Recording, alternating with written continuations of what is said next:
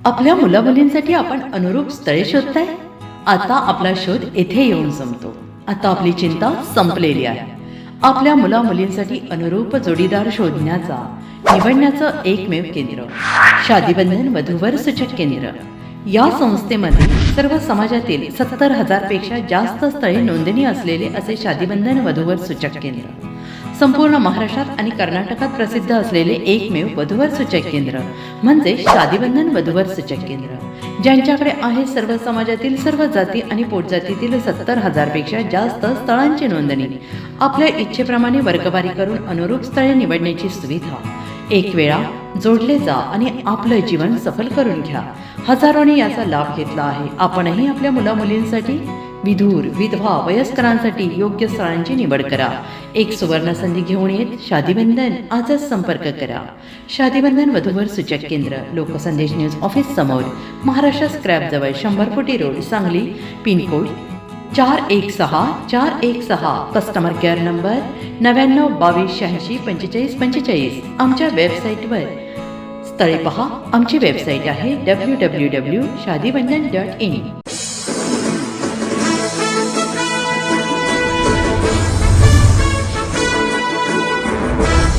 नमस्कार, मी मनीषा जयप्रकाश. आपण पाहत आहात लोकसंदेश न्यूज. पाहूया आजच्या सविस्तर घडामोडी. साताऱ्यात गुन्हेगारीवर वचक ठेवण्यासाठी ठोस प्रयत्न करणार पोलीस अधीक्षक निखिल पिंगळे. प्रचंड विश्वासाने माझ्या वरिष्ठांनी मला येथे पाठवले असून त्यांच्या सूचनांची अंमलबजावणी करणे हे माझे आद्य कर्तव्य आहे. तो विश्वास संपादन करण्यासाठी अनेक वर्ष लागतात. त्यामुळे निपक्षपाती आणि पारदर्शक पद्धतीने काम करणे ही माझी जबाबदारी आहे. तसेच माझ्या संपूर्ण स्टाफकडून आणि टीमकडून हीच अपेक्षा आहे, असे निखिल पिंगळे यांनी सांगितले. ते पुढे म्हणाले की मी नुकताच कार्यभार स्वीकारला असून मला जो काही कालावधी मिळेल त्या काळात जिल्हा आणि तेथील नागरिकांसाठी अधिकाधिक चांगले काम करण्याचा प्रयत्न राहील. 5-10-20% नव्हे तर शक्य तितका सकारात्मक बदल घडवून आणण्यासाठी आम्ही प्रयत्नशील राहणार आहोत. गुन्हेगारी हा अत्यंत महत्त्वाचा विषय असून त्यावर नियंत्रण ठेवणे ही प्राथमिकता राहणार असल्याचे त्यांनी स्पष्ट केले. मी येथे येण्यापूर्वी जिल्ह्याचा सखोल अभ्यास केला आहे. सातारा जिल्ह्यातील गुन्हेगारीचा पॅटर्न वेगवेगळ्या भागानुसार बदलतो. औद्योगिक क्षेत्र असलेल्या MIDC परिसरात वेगळ्या प्रकारची गुन्हेगारी दिसून येते, तर ज्या भागात लोकसंख्येची घनता जास्त आहे तेथे गुन्हेगारीचे स्वरूपही वेगळे आहे, असे त्यांनी नमूद केले. तसेच सातारा शहर, मान तालुका यांसारख्या विविध भागातील गुन्हेगारीचे स्वरूप वेगळे असल्यामुळे त्यानुसार उपाययोजना आखल्या जातील, असे त्यांनी सांगितले. गुन्हेगारीवर प्रभावी नियंत्रण ठेवण्यासाठी काम करणाऱ्या टीमला योग्य वेळी योग्य मार्गदर्शन दिले जाईल. सर्व घटकांकडून मिळणाऱ्या इनपुटला मोठे महत्त्व असेल, असेही ते म्हणाले. सातारा प्रतिनिधी प्रवीण नवघरे. सगळ्यात पहिली गोष्ट काय आहे की तुम्ही बरेचसे विषय इथं मांडले. त्याच्यामध्ये महत्त्वाची बाब म्हणजे प्रचंड विश्वासाने आणि जबाबदारीने माझ्या वरिष्ठांनी मला इथं पाठवलेलं आणि त्यांच्या मला सूचना आहेत. त्या सूचनांची अंमलबजावणी जी आहे ती अंमलबजावणी करणं मला असं वाटतं की ते सगळ्यात पहिलं माझं आद्य कर्तव्य आहे. कारण तो विश्वास संपादन करण्यासाठी कितीतरी अनेक वर्षाचे आपल्याला कष्ट आणि परिश्रम घ्यायला लागतात. त्याच्यामुळे ती बाब जी आहे ती महत्त्वाची आहे. आणि त्यातून मला असं वाटतं की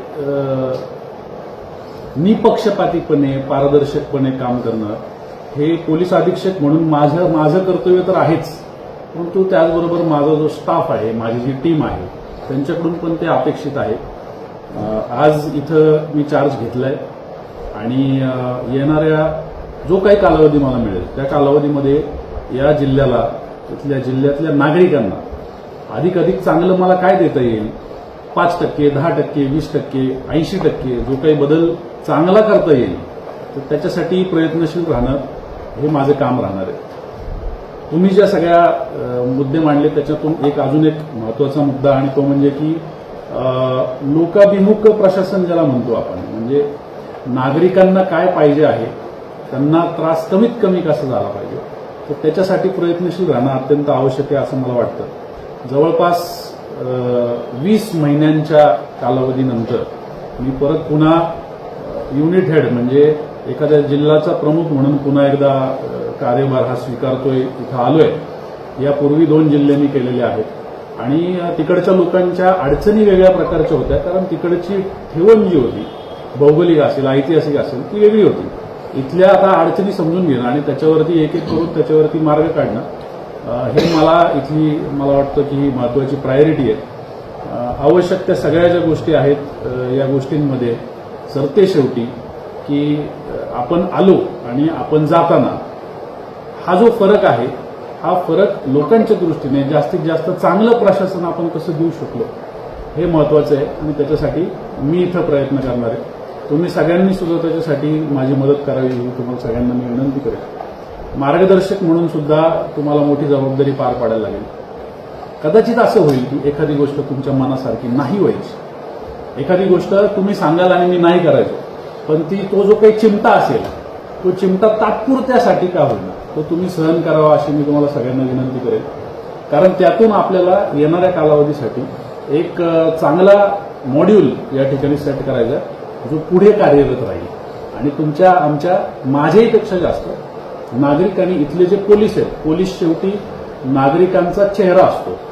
जसा समाज असतो तसा पोलीस असतो आणि या पोलिसांच्या आणि नागरिकांच्या ही जी काही सांगड निर्माण होईल या सांगडीमधून येणाऱ्या भविष्यासाठी आपण इथल्या सगळ्या, मग ते राजकीय असू द्या, सामाजिक असू द्या, पत्रकारितेतले असू द्या, ज्या ज्या लोकांना हितचिंतन या जिल्ह्याचं आहे त्याच्यासाठी आपण त्या सगळ्यांच्या मार्गदर्शनाखाली काम करून जास्तीत जास्त चांगलं प्रशासन देण्याचा प्रयत्न करूया. साहेब, राजकीय जे आता गेल्या काही दिवसापासून राजकीय क्षेत्रामध्ये पोलिसांचं नाव खराब झालं आहे, याकडे तुम्ही कसं पाहता? मला असं वाटतं की त्या सगळ्या गोष्टींच्या पार्श्वभूमीमध्ये मी घुसलेलो नाही. मला त्याचं ब्रीफिंग झालंय निश्चित, परंतु मला असं वाटतं की या सगळ्याच्या पलीकडे जाऊन आपण आता काम करणं गरजेचं आहे. आपण आता पुढं सरकणं गरजेचं आहे की आपल्याला लोकांचं काम करायचंय. तर लोकांचं काम करत असताना लोकांसाठी काय करायचंय ते जास्त महत्वाचं आहे. आपण त्या प्रश्नांकडे जाऊन म्हणूनच तुमच्याकडून ही पानभरी यादी मी आता प्राप्त करून घेतली. गुन्हेगारीवर आळा बसेल का आपल्या वाटतं? निश्चित गुन्हेगारी हा विषय जो आहे हा आपला महत्वाचा विषय राहणार आहे. मी याच्यापूर्वी पण इतर लोकांशी चर्चा करून काही अभ्यास करून आलोय. त्याच्यामध्ये काही ज्याला आपण असं म्हणू शकतो की गुन्हेगारीचे पॅटर्न या जिल्ह्यामध्ये वेगवेगळे आहेत. म्हणजे जिल्ह्याच्या विशिष्ट भागामध्ये वेगळ्या प्रकारची गुन्हेगारी आहे. कुठं एमआयडीसी आहे तिथं वेगळ्या प्रकारची गुन्हेगारी आहे. जिथं लोकसंख्येची डेन्सिटी जास्त आहे तिथं वेगळ्या प्रकारची गुन्हेगारी आहे. सातारा शहराची जी आवश्यकता आहे गुन्हेगारीवरती वचक ठेवण्यासाठी तिथल्या गुन्हेगारीचं पॅटर्न वेगळं आहे. जर मानसारख्या भागामध्ये गेलो तर तिकडच्या गुन्हेगारीचा पॅटर्न वेगळा आहे. आणि त्याच्यामुळं ही जी टीम असणार आहे ज्याला आपण आता कामाला हे सगळं काम करण्यासाठी आपण त्यांना प्रेरित करणार आहोत, त्यांच्याकडून हे काम करून घेणार आहोत, त्यांना योग्य त्या गोष्टी योग्य त्या वेळी योग्य पद्धतीचं मार्गदर्शन देऊन त्यांच्याकडून ते करून घेण्याची जबाबदारी आपली सगळ्यांची राहणार आहे. आणि त्यासाठीच मी जसं म्हटलं की तुमच्या सगळ्यांचे इनपुट सुद्धा त्याच्यामध्ये महत्वाचे ठरणार आहे. राजकीय मदत असलेली चक्री मोठ्या प्रमाणात होते सातारा शहरामध्ये, जिल्ह्यामध्ये. मला त्याची माहिती घेऊ द्या. म्हणजे अगदीच तुम्ही प्रश्न चांगला विचारता एकदम गुगली टाकून, पण मला त्याची सगळी माहिती घेऊ द्या आणि मला वाटतं त्या गोष्टी एवढ्या अवघड नसतात नियंत्रणात आणायला. आपण निश्चित त्याच्यावरती प्रयत्न करू.